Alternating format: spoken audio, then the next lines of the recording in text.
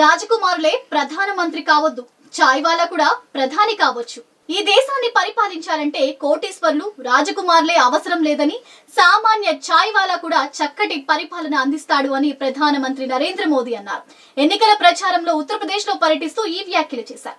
UP ముఖ్యమంత్రి యోగి ఆదిత్యనాథ్ తో కలిసి సుడిగాలి పర్యటన చేశారు. తమకు పిల్లలు లేరని, ఈ దేశానికి తమ జీవితాలు అంకితమని మోదీ అన్నారు. అయోధ్యలోని రామ మందిరాన్ని సందర్శించి ప్రత్యేక పూజలు నిర్వహించారు ప్రధాని మోదీ. జనవరిలో అయోధ్య రామ మందిరంలో ప్రాణ ప్రతిష్ఠా కార్యక్రమం తర్వాత బాలక్-రామ్ ను మోదీ దర్శించుకోవడం ఇదే మొదటిసారి. అనంతరం స్థానికంగా నిర్వహించిన భారీ రోడ్ షోలోనూ మోదీ పాల్గొన్నారు. సుగ్రీవకోట నుంచి లతా చౌక్ వరకు 2 కిలోమీటర్ల మేర ప్రధాని మోదీ రోడ్ షో జరిగితే, మోదీ పర్యటన నేపథ్యంలో నగరమంతా ప్రధాని, యూపీ ముఖ్యమంత్రి యోగి ఆదిత్యనాథ్ కటౌట్లతో నిండిపోయింది. ఈ సందర్భంగా మోదీ మాట్లాడుతూ కీలక వ్యాఖ్యలు చేశారు.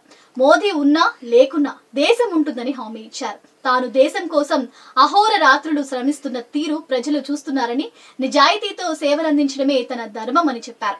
రాజకుటుంబ వారసుడే ముఖ్యమంత్రి, ప్రధానమంత్రి కావచ్చన్న ఆచారాన్ని ఈ టీ అమ్మేవాడు తుంగలో తొక్కాడని ప్రధాని ఉద్ఘాటించారు. My Media, the voice of India.